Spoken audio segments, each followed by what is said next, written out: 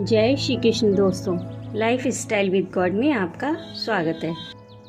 दोस्तों, यहाँ पर हम श्रीमद् भगवत गीता के तीसरे अध्याय का अध्ययन कर रहे हैं, जिसका नाम कर्मयोग है। आज हम 19वें और 20वें श्लोक का अध्ययन करेंगे।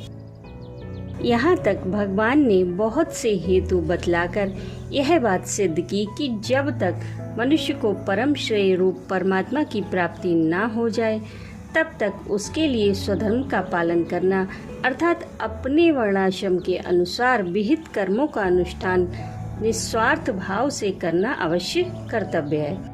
और परमात्मा को प्राप्त हुए पुरुष के लिए किसी प्रकार का कर्तव्य न रहने पर भी उसके मन इंद्रियों द्वारा लोक संग्रह के लिए प्रारब्ध अनुसार कर्म होते रहते हैं। अब उपर्युक्त वर्णन का लक्ष्य कराते हुए भगवान अर्जुन को अनासक्त भाव से कर्तव्य कर्म करने के लिए आज्ञा देते हैं। तस्माद् सक्तः सततं कार्यं कर्म समाचर असक्तो ह्याचरन् कर्म परमाप्नोति पूरुषः। तीसरे अध्याय के 19वें श्लोक में भगवान श्री कृष्ण अर्जुन से कहते हैं कि इसलिए तू निरंतर आसक्ति से रहित होकर सदा कर्तव्य कर्म को भली भांति करता रहे, क्योंकि आसक्ति से रहित होकर कर्म करता हुआ मनुष्य परमात्मा को प्राप्त हो जाता है। इस श्लोक में भगवान ने यह भाव दिखलाया है कि यहाँ तक के वर्णन में मैंने जिन जिन कारणों से स्वधर्म पालन करने की परम आवश्यकता सिद्ध की है, उन सब बातों पर विचार करने से यह बात प्रकट होती है कि सब प्रकार से स्वधर्म का पालन करने में ही तुम्हारा हित है। इसलिए तुम्हें अपने वर्ण धर्म के अनुसार कर्म करने चाहिए। भगवान अर्जुन को समस्त कर्मों में और उनके फल रूप समस्त भोगों में आसक्ति का त्याग करके कर्म करने के लिए कहते हैं। आसक्ति का त्याग कहने से कामना का त्याग उसके अंतर्गत ही आ गया, क्योंकि आसक्ति से ही कामना उत्पन्न होती है।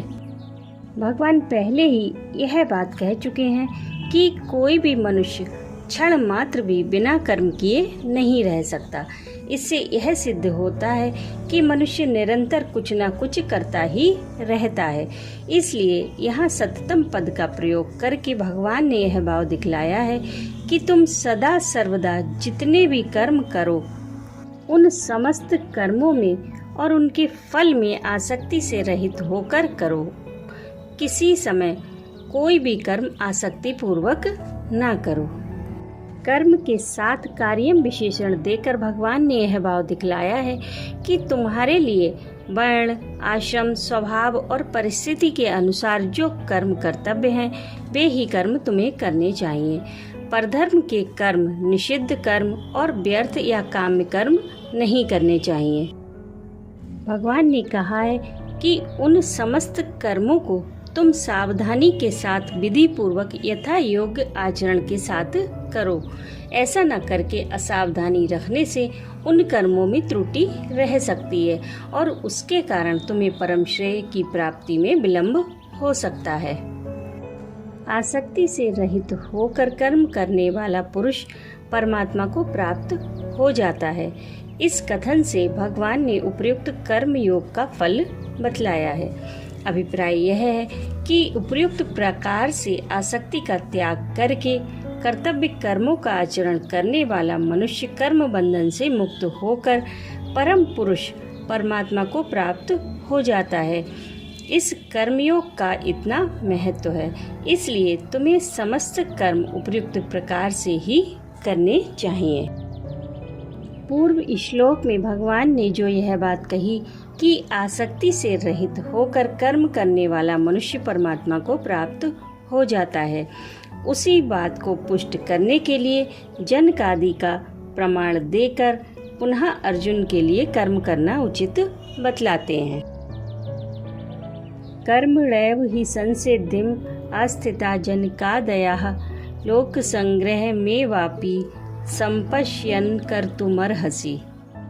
तीसरे अध्याय के 20वें श्लोक में भगवान श्री कृष्ण अर्जुन से कहते हैं कि जनकादि ज्ञानी जन भी आसक्ति रहित कर्म द्वारा ही परम सिद्धि को प्राप्त हुए थे। इसलिए तथा लोक संग्रह को देखते हुए भी तू कर्म करने को ही योग्य है, अर्थात तुझे कर्म करना ही उचित है। जनकादि ज्ञानी जन भी आसक्ति रहित कर्म द्वारा ही परम सिद्धि को प्राप्त हुए थे। इस वाक्य से भगवान ने यह भाव दिखलाया है कि राजा जनक की भांति ममता, आसक्ति और कामना का त्याग करके केवल परमात्मा की प्राप्ति के लिए ही कर्म करने वाले अश्वपति, इक्ष्वाकु, प्रहलाद, अम्बरीश आदि सभी महापुरुष आसक्ति रहित कर्मों के द्वारा ही परम सिद्धि को प्राप्त हुए थे। अभिप्राय यह है कि आज तक बहुत से महापुरुष ममता, आसक्ति और कामना का त्याग करके कर्म योग द्वारा परमात्मा को प्राप्त कर चुके हैं। यह कोई नई बात नहीं है, अतः यह परमात्मा की प्राप्ति का स्वतंत्र और निश्चित मार्ग है। इसमें किसी प्रकार का संदेह नहीं है। अब समझते हैं कि लोक संग्रह किसे कहते हैं तथा यहाँ लोक संग्रह को देखते हुए कर्म करना उचित बतलाने का क्या अभिप्राय है। सृष्टि संचालन को सुरक्षित बनाए रखना और उसकी व्यवस्था में किसी प्रकार की अड़चन पैदा न करके उसमें सहायक बनना लोक संग्रह कहलाता है। अर्थात समस्त प्राणियों के भरण पोषण और रक्षण का दायित्व मनुष्य पर है।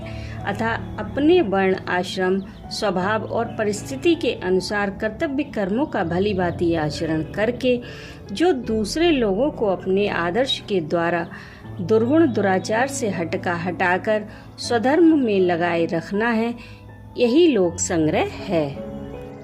यहाँ पर अर्जुन को लोक संग्रह की ओर देखते हुए भी कर्म करना उचित बतलाकर भगवान ने यह भाव दिखलाया है कि कल्याण चाहने वाले मनुष्य को परम श्रेय रूप परमात्मा की प्राप्ति के लिए तो आसक्ति से रहित होकर कर्म करना उचित है ही, इसके सिवा लोक संग्रह के लिए भी मनुष्य को कर्म करते रहना उचित है।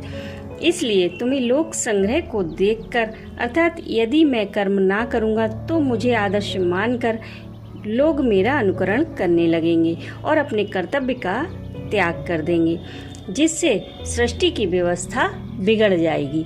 अतः सृष्टि की सुव्यवस्था बनाए रखने के लिए मुझे अपने कर्तव्य का पालन करना चाहिए। यह सोचकर भी कर्म करना ही उचित है, उसका त्याग करना तुम्हारे लिए किसी भी प्रकार से उचित नहीं है। अब मन में यह प्रश्न आता है कि जब ज्ञानी के लिए कोई कर्तव्य नहीं है और उसकी दृष्टि में कर्म का कोई महत्व है ही नहीं, तब उसका लोक संग्रहार्थ कर्म करना केवल लोगों को दिखलाने के लिए ही होता होगा। ज्ञानी के लिए कोई कर्तव्य न होने पर भी वह जो कुछ भी कर्म करता है केवल लोगों को दिखलाने के लिए नहीं करता।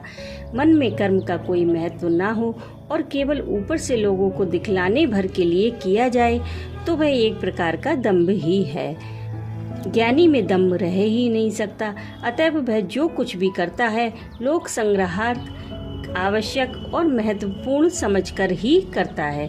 उसमें ना दिखाऊपन है, ना आसक्ति है, ना कामना है, ना अहंकार ही है। ज्ञानी के कर्म किस भाव से होते हैं इसको कोई दूसरा नहीं जान पाता, इसी से उसके कर्मों में अत्यंत विलक्षणता मानी जाती है। राधे राधे।